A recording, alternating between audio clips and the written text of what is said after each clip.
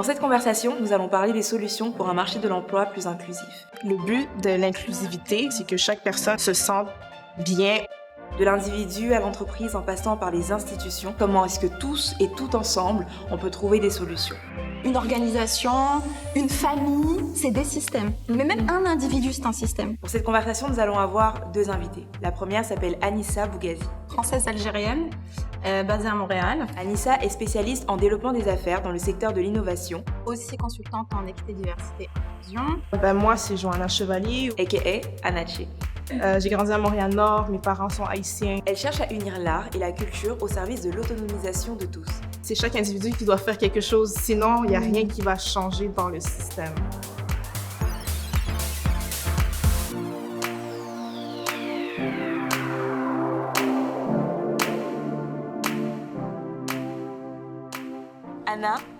Anissa, merci et bienvenue. Merci d'être là pour cette série de conversations du projet Making Your Way Up. On va parler de racisme systémique, on va parler de son impact sur le marché du travail. Vous avez des parcours qui sont, encore une fois, comme je le nommais tout à l'heure, très inspirants. Mais mettons, toi, Anna, tu as travaillé davantage avec les communautés, tout ça. Puis toi, Anissa, c'est plus la sensibilisation auprès d'entreprises privées comme publiques. Lorsqu'on parlait justement de racisme systémique, qu'on le nomme ou qu'on ne le nomme pas forcément parce qu'on le vit directement. Moi, la question que j'avais pour vous, c'était vraiment avec qui est-ce que c'était le plus compliqué de parler de racisme systémique? Juste pour mettre en contexte, une entreprise nous a contactés pour faire une conversation et ça la donne 2020. On parle de racisme systémique, juste de raciste à la base. Et c'était dans ce contexte-ci, donc c'est comme les gens, justement, ils se sont réveillés. Tout le monde sait c'est quoi les microagressions, tout le monde en vit. Quand tu expliques cette émotion-là, des fois, c'est comme si un peu... ah, mais non, mais c'est rien, ça. Ah, mais c'est pas voulu. Ah, mais... OK, mais qu'est-ce qu'on fait si on fait ça? Non, mais fais juste pas ça. Tu vois? Donc, c'est juste ça que j'ai remarqué. C'est juste un peu plus difficile pour que l'autre personne qui ne vit pas ta vie comprenne. Puis pour moi, c'était vraiment plus celui-là. Fait que j'essayais tout le temps de donner, OK, mais voici un exemple, puis je les mettais dans l'exemple. OK, mais si toi, ta mère, tu sais, juste le rendre plus personnel, puis là, ils sont comme, ah, OK, peut-être qu'ils comprennent. Moi, je pense que dès lors qu'il y a un peu du politique derrière, ça devient difficile. Dès lors que ça devient idéologique, je trouve que ça devient plus difficile. Et aussi, lorsqu'il faut détricoter pour tricoter, c'est compliqué. Tu te déconstruises pour pouvoir reconstruire. Voilà, c'est un double travail. Déconstruire et construire. Et ça, c'est plus long. Et ça demande beaucoup de... tu sais, il faut avoir confiance en la personne qui arrive et qui te dit tout ça. Puis la confiance, c'est aussi lorsque les gens se mettent vulnérables. Ça prend aussi des personnes qui, comme tu l'as très bien mentionné, qui sont prêts à mettre leur ego de côté. Et très souvent, ces personnes-là, une appellation qu'on utilise beaucoup pour elles, c'est des personnes alliées. Quelle serait, selon vous, l'importance d'avoir des alliés dans cette cause, tu sais, de venir solutionner ce racisme systémique-là? Qu'est-ce que c'est qu'un allié? Parce qu'en fait, on travaille tous pour cette cause-là. On travaille tous pour que tout le monde aille bien, finalement, et puis soit à l'aise d'être soi-même. Donc, être un allié, c'est comme si dire, c'est ton problème et moi, je vais t'aider. Je vais t'accompagner, tu vois? Je vois ce que tu veux dire. Ouais. Mais à la fin, je pense qu'aussi un allié, c'est que faut que tu reconnaisses tes privilèges. À la base, c'est ça. Ils sont tes privilèges, puis qu'est-ce que tu peux faire avec? Être un allié, c'est comme à long terme. Comme à chaque jour. Jusqu'à temps qu'il y ait un changement. Puis ça, c'est s'il y a le changement. Ouais, et pas juste un carré noir sur Instagram. Non, je suis anti-carré noir sur Instagram. Quelles sont les solutions quand on parle de ce racisme systémique-là? Tu vois, tu sais, parce que encore une fois, c'est dans les systèmes, ça paraît plus grand que nous, mais il y a des organisations qui travaillent à enrayer ce racisme-là. Il y a des individus qui vont auprès des communautés pour les sensibiliser. Ça prend des donations, ça prend de revoir les politiques internes des organisations, ça prend... Puis c'est ça le plus important, j'ai remarqué, pour les conversations qu'on a fait. Tout ça, les réseaux sociaux, toutes ces choses-là que tu dis, c'est bon, mais c'est comme vraiment, surtout quand on y va systémique dans le système, donc où est-ce que tu travailles, c'est quoi les politiques, c'est quoi les procédures, est-ce que tu les suis? Parce que c'est facile de changer les procédures, mais est-ce que tu les fais pour de vrai? C'est là que j'ai remarqué qu'il y a peut-être des petites complications. Dans le système, il y a des systèmes. C'est-à-dire, je sais pas, Diaspora, c'est un système en soi. Une ville, un pays, une organisation, une famille, c'est des systèmes. Mais même un individu, c'est un système. C'est-à-dire que moi, Anissa, on est 50 ici et on se parle. On se dit, ouais, qu'est-ce que t'en penses? Mais c'est vrai, tu vois, il y a plein de choses. On est en conflit constamment, on veut avancer, mais il faut qu'on s'entende à l'intérieur. Moi, Anissa, mais une organisation, par exemple, c'est plusieurs individus. Donc, c'est encore plusieurs systèmes qui cohabitent, qui travaillent ensemble pour faire avancer le truc. Donc déjà, juste penser que les systèmes sont composés d'individus, déjà ça c'est important. C'est chaque individu qui doit faire quelque chose, sinon il n'y a rien qui va changer dans le système. Est-ce que vous avez déjà rencontré le racisme systémique à votre échelle d'individu, donc de Anna et de Anissa? Sur le marché du travail, pas vraiment, parce qu'en même temps, moi j'ai tout le temps trouvé une façon d'appliquer où ce que je veux appliquer. Après ça, est-ce que sur papier, je sais pas, j'ai jamais su. Ouais. Mais quand j'ai eu ma boutique, par contre, on a vécu le racisme systémique, que ce soit la banque, qu'on a demandé des prêts. Maintenant, je le sais, que ce soit quand on a contacté des marques pour avoir certaines marques. Et là, c'est un peu difficile d'avoir ces marques-là dans notre boutique. Tandis que d'autres personnes qui sont des personnes blanches, qui avaient une boutique similaire, il n'y avait pas de complications. Donc, c'est un peu plus dans ce style-là que j'en ai vécu. Tu penses que c'est à quel niveau? Est-ce qu'on parle de biais, de la personne qui te reçoit et qui, pour elle, fait une association noir est égal à échec? Ou bien c'est, par exemple, d'autres choses dans la manière dans laquelle les banques fonctionnent qui font que c'est plus difficile pour des personnes noires ou d'autres personnes, mais je suis dans ton cas, d'accéder à un prêt? Ça, c'est un bon point. Par contre, pour regarder de loin, comme je te dis, on a quand même eu des gens qu'on connaissait qui avaient un peu les mêmes sortes de projets que nous. Et qui avaient reçu... Et 2 hommes blancs. C'était très facile. Comme on l'a vu tout de suite. Pourquoi nous, c'est plus difficile? Pourquoi quand on fait certaines demandes? Puis pourtant, c'est pas comme si on n'avait pas l'expérience. C'est pas comme si on n'avait pas des bourses. C'est pas comme si on n'avait pas des gens qui nous backaient, si je peux dire ça comme ça. Mais on l'a vraiment vu. Puis c'est drôle parce que maintenant, surtout en mode, quand tu regardes qui reçoit des subventions ou des bourses ou peu importe, encore là, c'est tout le temps le même type de profil. Pour ma part, je sais qu'il y a plein, soit de subventions à l'individu en tant que femme entrepreneur également, ou plein de jobs auxquels, admettons, j'ai pas forcément appliqué parce que soit je me voyais pas représentée dans les différents types d'employés qu'il y avait. Puis je voyais que c'était majoritairement blanc, puis j'étais comme, j'ai pas envie d'être la seule femme noire dans l'équipe, et tout ce qui vient avec, c'est pas un poids que j'ai envie de porter. Et pareil, genre, il y a certaines subventions auxquelles je peux pas forcément appliquer parce que dans les descriptifs, finalement, toi, jeune femme de la diaspora africaine, tu corresponds pas forcément aux critères qui sont demandés, fait que c'est aussi de la discrimination quelque part, même si tu es établi ici, tu veux vivre ici, tu veux grandir ici, tu veux habiter ici, mais le système n'est pas prêt à t'accueillir pour le moment. Tous les systèmes dans lesquels on est, surtout au Canada, j'observe, c'est très rapide. On n'a pas le temps. On veut recruter, c'est urgent. Donc c'est pour hier. Il me le faut pour hier. Je vais aller voir les gens qui sont autour de moi, je vais leur proposer. Mais donc du coup, c'est sûr que si on construit un peu toutes nos... Sur les réseaux proches. Oui, c'est que sur les réseaux proches, donc c'est que des gens qui ont fait les mêmes écoles, c'est en général, tu vois, des gens très très similaires. On se retrouve avec des organisations qui en fait avec des gens qui sont les mêmes. Moi, je trouve que c'est une excuse. C'est une excuse de dire je manque de temps parce que comme tu dis, tout va vite. Mais pourtant, même avec Diaspora, on fait des projets, ça se fait pas en 2 secondes. Là. On a quand même le temps. Puis j'ai remarqué qu'il y a beaucoup de... pour moi, personnellement, j'ai été contactée par des recherchistes. C'est ça ta job. À la fin de la journée, c'est ça ta job. T'es payé pour trouver les bonnes personnes que tu vas mettre de l'avant, à l'avant la caméra ou à l'arrière.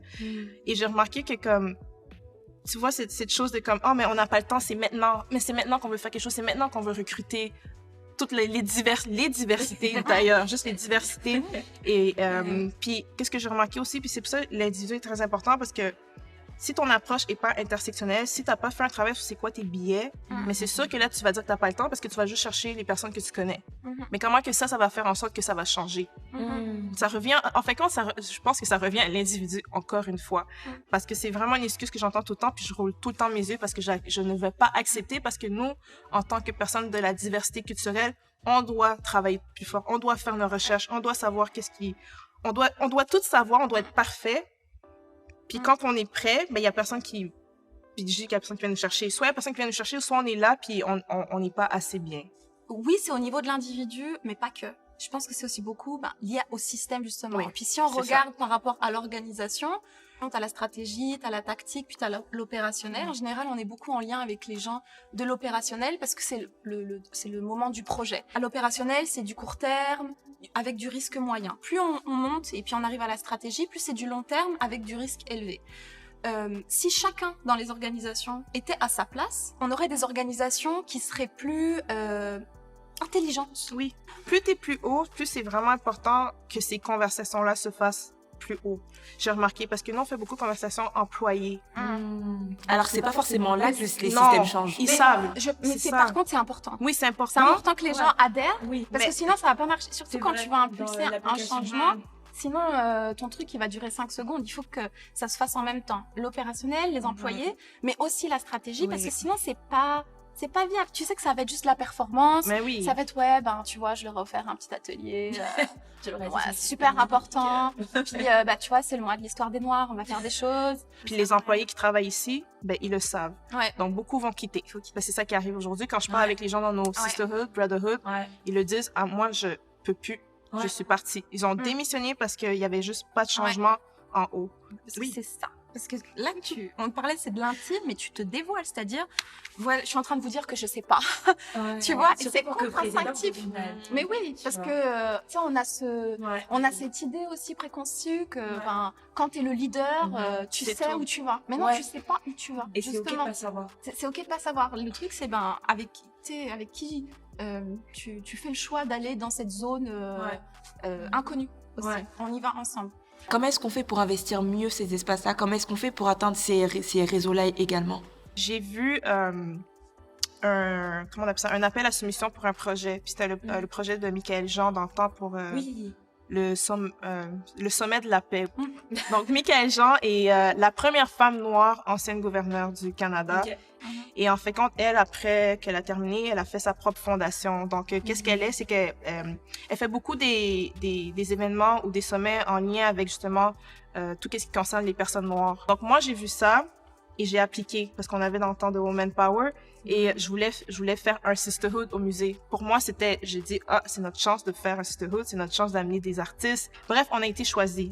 C'est là que j'ai rencontré des personnes du musée, dont Nathalie Bondier, dont Mélanie Deveau, dont d'autres personnes. Donc moi, je pense qu'aussi, en tant que femme noire, je vais parler pour moi, c'est très important que quand il y a des choses ou des opportunités, d'y aller, même si tu sais pas qu'est-ce que tu fais. Puis je pense que, tu sais, des fois on dit genre fake it till you make it. Yeah. Je pense que, tu sais, les gens sont comme, ouais, mais c'est pas bon de ça. Mais moi, je pense que c'est surtout pour nous, on sait Ouais. pourquoi on le fait. Si, admettons, j'aime bien l'expression, tu sais, qui dit Pierre-Paul Jacques, mais on va essayer de retranscrire ça au Québec, genre Jacques Tremblay, tu vois, qui qui a envie de commencer quelque part, tu vois, pour, après avoir regardé toutes ces vidéos, toutes ces conversations honnêtes qu'on est en train d'avoir en ce moment, c'est pour aller s'éduquer.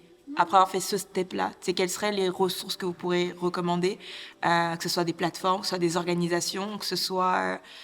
peu importe, en fait. Quelle serait, selon vous, la prochaine étape? Personnellement, je pense que la prochaine étape, après avoir fait son éducation, c'est le plus important, sinon ça sert à rien que tu sautes cette étape-là, mais c'est vraiment de revoir soit des procédures où ce que tu travailles, parce que des fois, c'est beaucoup là que les gens commencent à faire leur recherche à cause de ça, ou sinon personnellement. Parce que ça sert à rien que pour moi, en tout cas moi, qu'est-ce que j'ai compris, ça sert à rien que je te donne des noms d'organisations, de projets, si toi-même tu sais pas qu'est-ce que tu veux faire avec. Je dirais que déjà la prise de conscience, c'est déjà super. Si Monsieur Tremblay le réalise, c'est déjà vraiment top. Et puis en fait, si Monsieur Tremblay, mettons, dirige une organisation, que ça soit d'un point de vue individuel ou du système d'organisation, lorsqu'on veut changer, on va faire l'état des lieux. Ok, t'en es où et tu veux aller où? Donc, on en est où? Ça, d'un point de vue organisationnel, est super important. C'est quoi, en fait, dans l'organisation qui fait que, on réalise que, lorsqu'on a des projets, c'est toujours le même type de personnes qui arrivent, que nos produits ne reflètent pas une compréhension très élargie des faits, de la société. Comment ça se fait qu'on en arrive là? Il faut regarder. Il faut qu'il y ait quelqu'un qui regarde ça et puisse dresser toutes les tendances qui sont dans l'organisation, puisque, comme je disais tout à l'heure, il y a des systèmes. Donc, d'une organisation à une autre, d'un écosystème à un autre, on parle pas du tout de la même chose. C'est pour ça qu'il n'y a pas de solution, parce que c'est pas les mêmes problèmes. C'est le même résultat, mais c'est pas le même problème. Donc, il faut d'abord identifier c'est quoi le problème, c'est où que ça coince, en vrai. Puis, lorsqu'il y aura ça, après, oui, on va parler de action, tu sais, plus projet, whatever, là, tu vois. Puis, je pense que c'est ce qui est important, c'est toujours se dire, ensemble, on est ensemble dans tout ça, mais que c'est pas juste faire des projets pour X communauté, par exemple, mais faire le projet pour tous.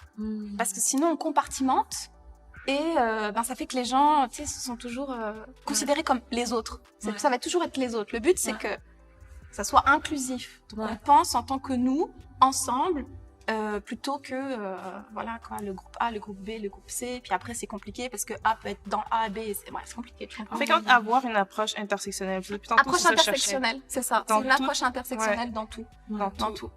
Voilà. Love that.